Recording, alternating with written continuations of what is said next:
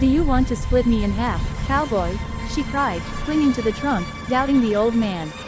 The wind scraped through the canyon with a lonely whistle, lifting dry dust into tiny spirals that danced between the rocks.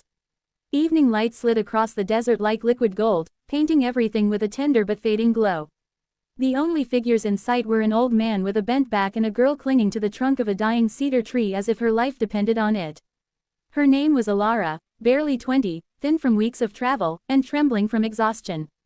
Her fingers dug into the rough bark until splinters pierced her skin, but she didn't loosen her hold. She stared at the man standing 5 steps away, the man everyone in the nearby towns whispered about. The one they called, the cowboy who knows the wind. But he wasn't a cowboy, not entirely. He looked more like time itself had molded him. His leather hat was faded, the edges frayed. His coat was patched and torn. His boots were worn so thin that dust seeped into every crack. Yet somehow, he stood tall in a way that suggested he didn't bow to the world bowed around him. He was known simply as Old Man Harlan. He had found Alara only an hour earlier, wandering through the dry gorge, her steps uneven, her breath shallow, like a person running from ghosts. He didn't ask her who she was running from, nor what she was carrying tightly inside her trembling heart. He only asked her one thing. "Can you trust the wind?" And now, as she clung to the old cedar, he repeated that same question. "Alara," Harlan said, his voice rough like stone sliding against stone. "Let go of that trunk. The canyon's shifting. If you stay there, the ground will split."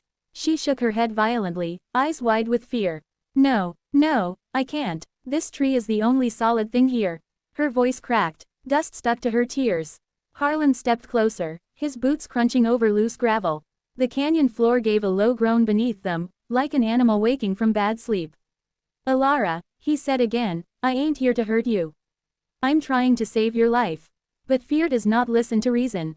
Not when fear has lived inside someone for too long. Her heart pounded so loudly she could hear it echo off the rocks. "You don't understand," she cried, hugging the trunk tighter. "Every time someone says they want to help, I end up broken. Crushed, used, left behind." She swallowed hard. "And now you want me to stand away from the only thing holding me up?" Harlan looked at her, his expression unreadable. Then, quietly, he said, "Girl, I ain't askin' you to trust me. I'm askin' you to trust yourself." But she didn't move. The earth shook again, just a small tremor, but enough to scatter loose pebbles down the slope. The cedar tree groaned like an old ship about to split at its spine. She flinched, gripping it harder. "Do you want to split me in half, cowboy?" she cried, her voice high with panic. "Is that what you want? To pry me off this tree so I fall? So I break?" Harlan's face softened, just barely, like a crack appearing in a stone mask. "No," he murmured, "I'm tryin' to keep what's left of you whole." Alara's breath hitched. She looked at him, really looked, and for the first time noticed something odd.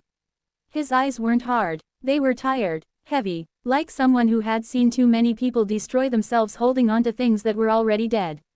He lifted a hand, slow and gentle, as though approaching a wounded animal. "That cedar's roots are shallow," he said. "Storm last winter loosened the earth under it.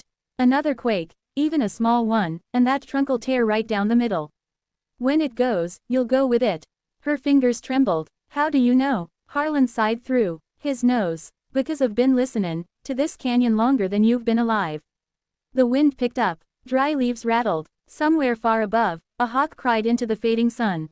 Alara shut her eyes. Her memories lashed like storms, voices shouting, doors slamming, the sound of running footsteps in the dark. She had fled one danger only to meet another. Or was this another danger? She couldn't tell anymore. Every shadow felt like a threat. Every hand felt like harm. Her voice came out small. "I can't let go. I'll fall." Harlan nodded once. "Then don't fall. Step." She opened her eyes. "Step, where?" He pointed to a ledge beside her, narrow, but solid, packed with red clay and rock. It was only 2 feet from where she stood. She could reach it easily if she let go of the trunk. But letting go felt like stepping off the edge of the world. "Alara," he said softly, "you survived things worse than this canyon. I can see it in your eyes. Whatever you've run from didn't break you. Don't let a dead piece o' wood be the thing that does." She stared at the ledge. It looked so close, so possible, and yet, what if I fall halfway? She whispered, "What if the ground shifts when I move?" "That's the thing about movin' forward," Harlan said. It always feels like fall until your feet hit the next truth. Another tremor rippled through the ground, small, but sharp. The cedar trunk wrenched with a deep cracking sound. Alara gasped, horror flooding her. The tree was going. Alara, Harlan barked. Now, move. She didn't think. Thinking had failed her too many times in the past. Instead, she inhaled sharply, unclenched her fingers, and threw herself toward the ledge. The cedar split with a violent crack just as she moved. The trunk peeled apart like an old wound reopening. Dust shot into the air. Alara's foot slid, but before she could topple, Harlan lunged forward and caught her arm with surprising strength. I got you, he growled. She collapsed onto the ledge, shaking, tears streaming freely. The cedar tree toppled in slow, heartbreaking silence, falling into the gorge like a broken memory. For a long moment, neither of them spoke. The only sound was Alara's uneven breath and the distant thud of the fallen tree settling into the canyon floor. Finally, she whispered, why did you help me? Harlan took off his hat, dusted it with one hand, and looked at her with eyes that held too many stories. Because, he said quietly, no one should die holding on to something that already let go of them. Alara stared at him, hollow and full at the same time. For the first time in years, something inside her loosened, like a knot untying itself. Maybe, just maybe, the cowboy wasn't someone to fear. Maybe he was the first person who had ever tried to pull her up instead of tear her down.